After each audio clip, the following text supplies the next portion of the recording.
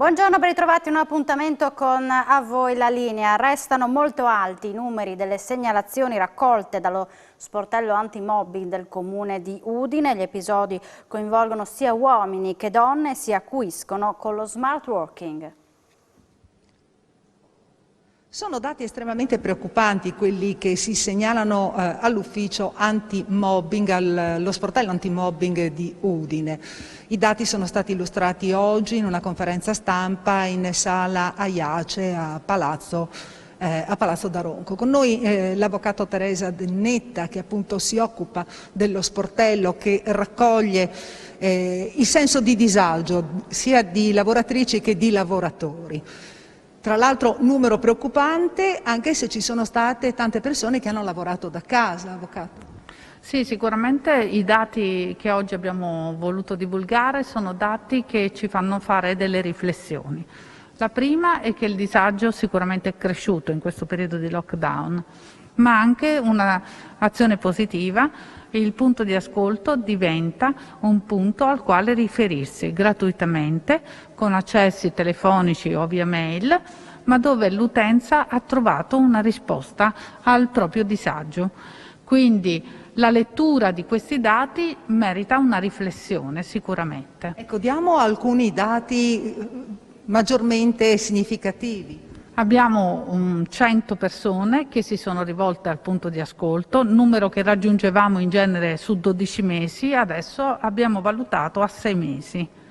Abbiamo un identikit della persona che subisce vessazioni, donna per la stragrande maggioranza, 77 al 23-24, quindi è una grossa differenza. E poi donna che ha superato i 50 anni, forse dovuto al fatto che con l'età aumentano gli acciacchi, aumentano i disagi, quindi per esempio nelle attività sociosanitarie sicuramente è più penalizzata, ma anche ci dice che quei contratti più protetti, tra virgolette, diventano scomodi. Ecco, una battuta anche dall'assessore comunale Elisa Asia Battaglia. Udine praticamente fra le prime città italiane a essersi dotata di questo sportello, di questo punto d'ascolto. Sì, assolutamente sì, devo ringraziare la lungimiranza di chi mi ha preceduto come assessore provinciale, perché il punto antimobbing è nato all'interno della provincia di Udine. Nel momento in cui è venuta a mancare, il comune ha creduto a questo sportello e sta continuando a sostenerlo grazie anche al contributo della regione Friuli Venezia Giulia. Uno sportello importantissimo, uno sportello che è cresciuto nel tempo, uno sportello che consta di professionisti di alto livello, che sono un avvocato, un medico del lavoro, lo psicologo, per cui sono tutte figure che cercano di stare vicino al lavoratore, alla lavoratrice in particolar modo, perché abbiamo visto che il numero di accessi a questo sportello è soprattutto da parte femminile e vogliamo stare vicini ai lavoratori e alle lavoratrici per offrire loro un benessere lavorativo che è fondamentale sia per il datore di lavoro che per il lavoratore stesso. Ecco, occhi puntati sullo sportello antimobbing di Udine anche da parte dell'europarlamentare Elena Lizzi. Effettivamente Udine può costituire un esempio anche a livello europeo per come è stato organizzato questo punto d'ascolto. Sì, scopriamo che a livello europeo esperienze di questo tipo ancora non se ne vedono molte, cioè perlomeno non in un contesto, diciamo, protetto al di fuori delle istituzioni normalmente preposte a dirimere, diciamo, le cause. E siamo un po' preoccupati e ce ne stiamo occupando al Parlamento europeo sugli effetti della transizione verde e digitale sul mondo del lavoro, perché ci sarà la necessità sicuramente di riprofessionalizzazione. Ci saranno negli anni molto probabilmente anche dei cambiamenti delle figure lavorative e dei settori lavorativi di per sé e vorremmo essere certi che ci siano tutti gli strumenti atti a contenere gli eventuali, diciamo, turbolenze all'interno del mondo del lavoro, quello che noi conosciamo come tradizionale. Il fatto stesso che i casi, diciamo, ricorrano maggiormente nel contesto in cui si parli di un contratto di lavoro a tempo indeterminato fa emergere qual è il campanello d'allarme. Ci saranno molto probabilmente grandi cambiamenti e quindi è bene che questo tipo di esperienza venga consolidata, e io, come ho chiesto all'assessore Battaglia, all'avvocato Dennetta, vorrei portare a conoscenza proprio della Commissione parlamentare europea questa esperienza che io ho vissuto naturalmente in passato, ma per la quale ancora non ho trovato un franco riscontro, e penso che potrebbe persino, a mio giudizio, però vedremo cosa ne pensa il commissario Schmit, anche rappresentare un progetto pilota, proprio di fronte a tutti questi cambiamenti che ci attendono. Ecco, si parla di mobbing, quindi non solo qui in Italia, non solamente qui a Udine, ma anche a livello europeo, anche negli altri paesi. Lei che sensazioni ha? I 27 paesi sono mediamente realtà molto diverse per quanto riguarda il mondo del lavoro. Noi siamo uno Stato che ha una percentuale di circa il 70% di lavori coperti da contratti collettivi nazionali del lavoro, e abbiamo una serie di tutele, per quanto non siano mai sufficienti, che però in altri paesi non ci sono, tant'è che si sta dibattendo per questo motivo anche del salario minimo in Europa, ed è per questo anche che non ci si capisce tante volte tra Stati membri e tra colleghi che magari hanno anche gli stessi obiettivi.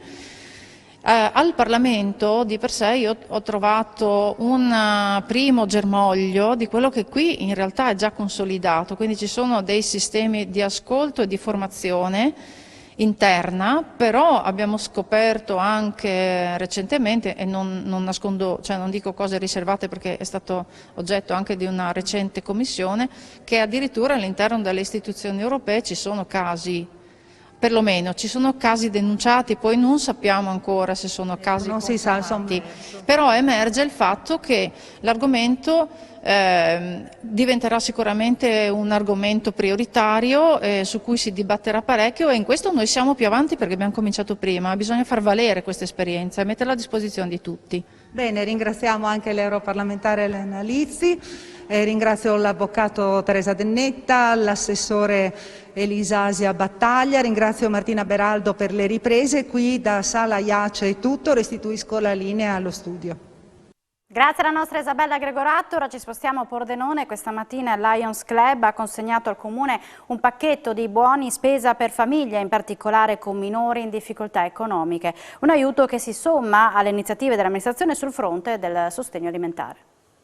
Il Lions Club di Pordenone dà un aiuto importante al Comune, assegnando 70 buoni da 50 euro per un totale di 3.500 euro per le famiglie in difficoltà. E abbiamo deciso di fare questo service importante di buoni spesa proprio per le famiglie bisognose con figli minori e che abbiano anche qualche problema di disabilità. E abbiamo lottato per poter fare anche quest'anno e raggiungere una certa cifra per poter donare al Comune. Non è stato facile, però abbiamo coinvolto, ci sono le banche, dei nostri soci, perché anche noi personalmente abbiamo dato, non avendo fatto i meeting, incontri, abbiamo deciso di donare del nostro. Giovanni Muzzati, neopresidente del Lions Club di Pordenone, questa è un'importante iniziativa, ma ce ne saranno altre in vista in futuro? Ma direi proprio di sì, questa qua è ormai diventata strutturale come nostro service di raccolta fondi per le famiglie bisognose, quindi anche se i momenti sono di difficoltà e in contropartita più c'è difficoltà e più c'è necessità di questi interventi, noi siamo pronti in prima linea per metterci in discussione, cercare di trovare una soluzione e dare una mano. Eligio Grizzo, assessore alle politiche sociali del Comune di Pordenone, insomma un dono importante da parte del Lions che aiuta tante famiglie in difficoltà. Sì, è vero, questi piccoli doni, sì, 3.500 euro non sono un piccolo dono, ma piccolo dono rispetto alla grande somma che noi come Comune di Pordenone mettiamo nel sociale, sono in realtà queste gocce che consentono di calibrare i giusti interventi a chi è borderline nel bisogno e che in realtà a causa dell'ISEE, a causa di una serie di cose non può percepire quelli che sono i buoni tradizionali. tradizionali. In questo caso questo completa perfettamente, e il gioco è proprio questo, cercare di mirare quei giusti investimenti in modo che tutto possa far funzionare al meglio quella che è la donazione, ma soprattutto quella che è l'assistenza ai minori, perché lì sono soprattutto orientati, e alle famiglie che sono in stato di bisogno. Ecco, questa pandemia ha lasciato delle scorie da questo punto di vista. Qual è la situazione generale a Pordenone? Ma la situazione generale è ancora sotto controllo, e lo noto dal fatto che le richieste per i contributi alimentari sono in diminuzione, quindi vuol dire che c'è una ripresa, come non accadeva ad esempio l'anno scorso nello stesso periodo, dove tutti chiedevano i buoni spesa, quindi vuol dire che avevano perso il lavoro, non avevano i soldi e quindi si rivolgevano a noi per chiedere gli alimenti, che sono l'elemento principale. Le 280.000 euro che abbiamo accantonato, in realtà mentre prima ricevevamo 20-30 domande alla settimana, adesso ne riceviamo 3-4, quindi vuol dire che c'è un miglioramento della situazione generale con gli interventi di Stato, della Regione e del Comune. Io credo che insomma tutto sommato aspetteremo sempre fiduciosi una ripresa, ma ci manteniamo anche una somma per settembre, ottobre, novembre, che non si sa mai cosa succede. Ritorniamo a Udine. Lunedì in via Grazzano il cantiere per la sistemazione del manto stradale in porfido partirà. Allora sentiamo Isabella Gregoratto. Lunedì riprendono i lavori in via Grazzano perché sono indispensabili questi lavori, perché sono stati bloccati e quindi ripartono la prossima settimana. No, per dire la verità, i lavori sono partiti appena terminato i lavori di via Vittorio Veneto. Hanno iniziato ad allestire il cantiere, hanno iniziato a lavorare, è arrivato un po' in ritardo, diciamo, il getto del cemento perché non era pronto il materiale, hanno sospeso praticamente la lavorazione per 3 giorni perché doveva consolidarsi il materiale per poter posizionare il porfido con la resina, perché è necessario il lavoro in via Grazzano, perché via Grazzano ha più di 3/4 di via praticamente a cunette. Nel corso degli anni, di tanti anni, ha perso praticamente la percorribilità e soprattutto la sicurezza. Quindi è una spesa molto ingente che noi sosteniamo per rimettere in sesto, si dice in maniera chiara, l'intera via. Dopo è completata e finalmente si potrà transitare in bicicletta anche e soprattutto anche le auto che devono passare potranno transitare senza i sobbalzi che attualmente le varie cunette sono presenti in tutta la via. Per quanto riguarda le attività commerciali, erano state allertate, lo sapevano, e quanto dovranno sopportare praticamente i lavori, soffrire durante il periodo estivo? In via Gemona 1 mese e mezzo, in via Vittorio Veneto 1 mese e qualcosa, 1 mese e una settimana, via Grazzano sono 2 mesi e mezzo. Perché la via è abbastanza lunga, vengono fatte 4 fasi, i commercianti e i residenti sono stati avvisati ovviamente, è chiaro che il disagio in un cantiere c'è sempre e poi da lì, una volta terminata, dovranno andare a fare via superiore, anche lì sarà 1 mese e mezzo di lavoro, il tutto deve concludersi entro ottobre. Piccola pausa per la pubblicità, poi ci ritroveremo tra poco in diretta da Voi la Linea.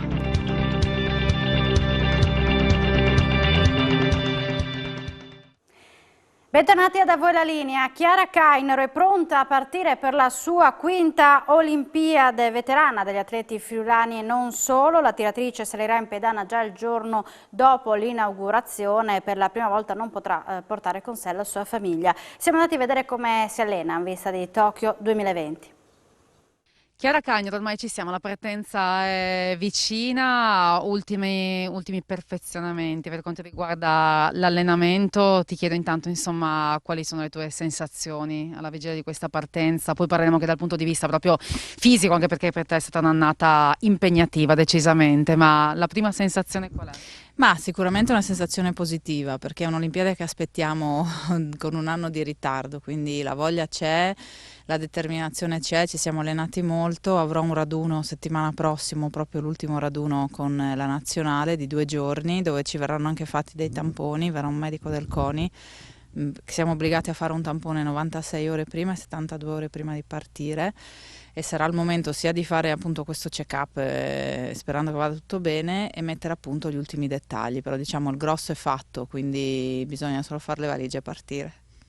Adesso dici non vedo l'ora, basta aspettare. Sì, perché è stato veramente un quadriennio più 1, perché alla fine sono 5 anni particolari, siamo stati fermi come penso in tutto il mondo, 19 mesi prima di fare una gara internazionale, quindi è stato faticoso ripartire. Siamo ripartiti con le precauzioni del caso, però sì, sono state delle annate particolari e sarà comunque un'Olimpiade secondo me di alto livello, perché gli atleti comunque hanno continuato ad allenarsi, a prepararsi e come sempre bisognerà andare lì e fare il massimo. E a che punto sei dal punto di vista della preparazione? Insomma, hai avuto uno stop imposto dal Covid che poi necessariamente hai dovuto recuperare. Ecco, sei contenta del lavoro che è stato fatto? A che punto sei arrivata? Sì, sono sicuramente contenta. Ho avuto uno stop di un mese, più o meno, un mese e 20 giorni. Non sono stata tra quegli diciamo, non sono andata in ospedale col Covid, l'ho curato da casa, è stata dura, però devo dire la verità che il Friuli non abbandona i pazienti, sono stata veramente coccolata, ma no perché sono io, c'è la protezione civile del mio comune, telefonavo ogni giorno, il medico di base telefonava ogni giorno, sotto quel punto di vista lì credo che Federica abbia messo in moto una bella macchina organizzativa. Di ieri la notizia che non ci sarà pubblico, come l'hai accolta e cosa ne pensi?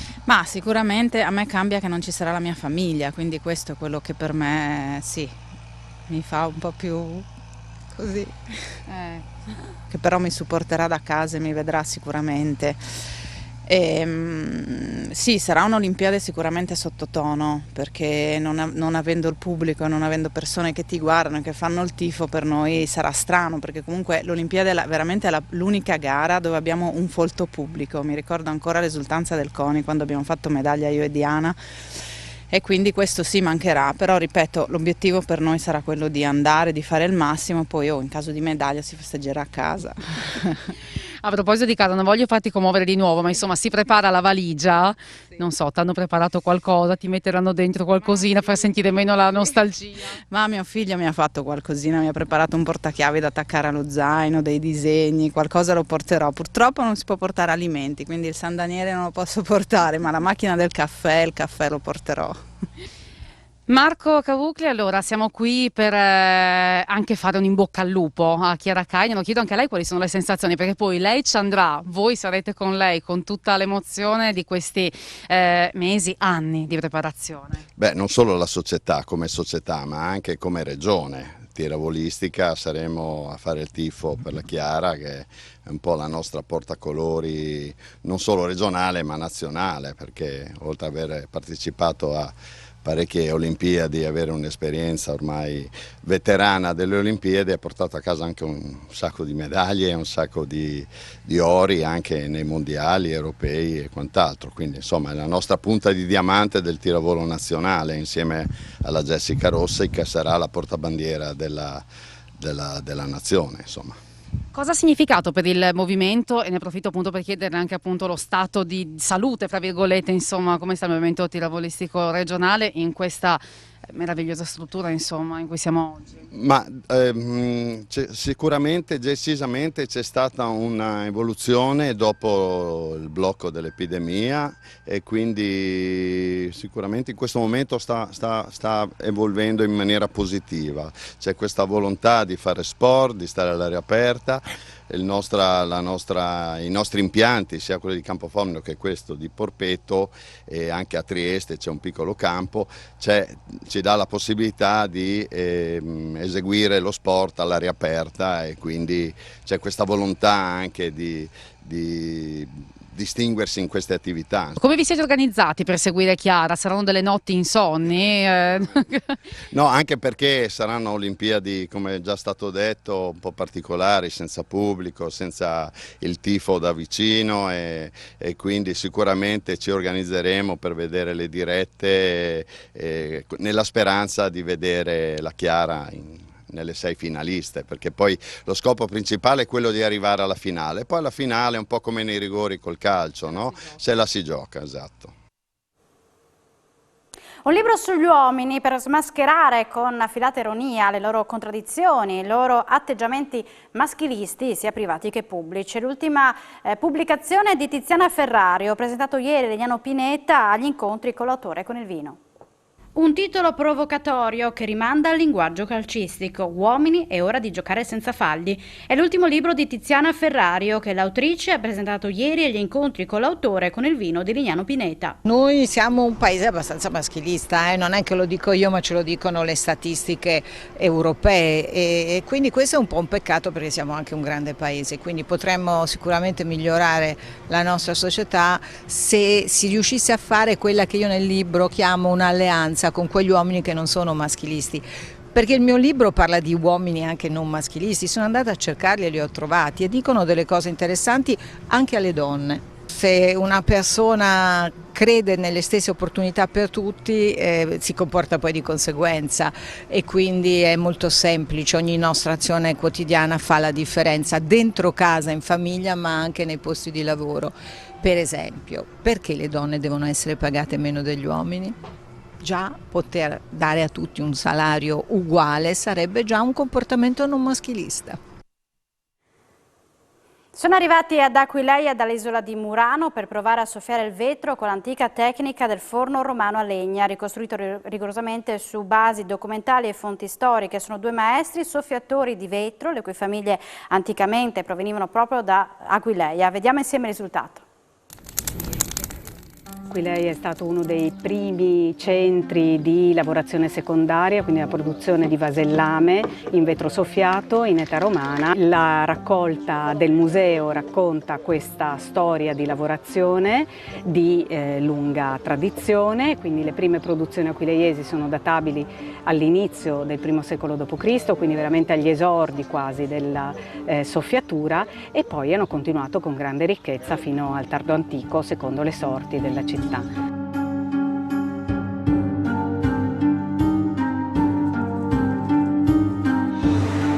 Accendiamo questa seconda accensione del forno vetrario romano che è stato costruito con un finanziamento della Regione Autonoma Friuli Venezia Giulia su un bando di divulgazione e cultura umanistica che era guidato dal Comitato Nazionale Italiano della IHV con molti partner, tra i quali Fondazione Aquileia, la Soprintendenza per i beni, per belle arti, archeologia, paesaggio e la Proloco Aquileia. Questa è una fornace costruita partendo da un dato archeologico, quindi da una ricostruzione di un forno romano che è stato ritrovato, e ovviamente siccome si trovano solamente la parte sottostante, quindi la fossa, la parte sopra l'abbiamo ricostruita attraverso l'archeologia sperimentale. L'archeologia sperimentale, da cui noi facciamo parte di un gruppo, si chiama Officina Temporis e facciamo parte dell'associazione che si chiama CIPSAE, e lavoriamo sulla ricostruzione a livello empirico e anche a livello di ingegneristico sulla propria costruzione del forno, che è fatto quasi interamente in argilla e mattoni romani originali. Proprio abbiamo ricostruito il forno mantenendo le caratteristiche di quelli originali.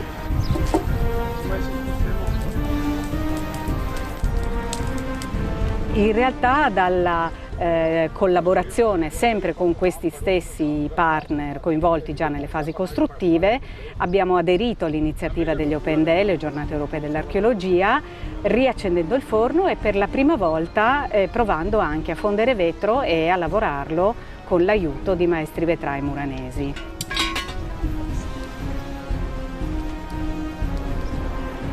Per noi è stata un'esperienza nuovissima, non l'avevamo mai fatta. Io non avevo mai lavorato con un forno a legna, quindi è stata una novità, non sapevamo neanche se riuscivamo poi a fare qualcosa, non sapevamo se riuscivamo a scaldare abbastanza il vetro per poterlo lavorare, ma è stata un'esperienza favolosa, veramente il forno va benissimo, abbiamo fatto una piccola produzione e anche molto velocemente e quindi è stato tutto quanto positivo e veramente stavamo pensando anche di fare forse un forno a Murano, vedere se riusciamo a fare qualche evento, a fare qualcosa e a sviluppare un pochino questo vecchio sistema.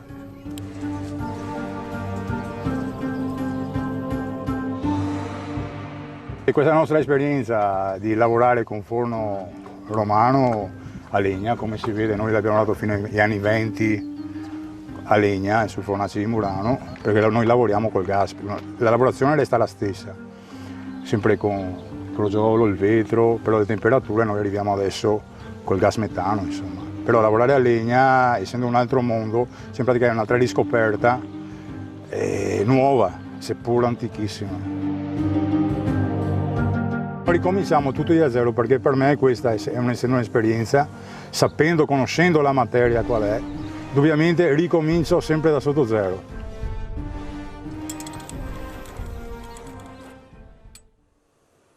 A voi la linea termina qui, appuntamento con l'informazione di Telefriuli alle 16:30. Grazie per l'attenzione e buona giornata.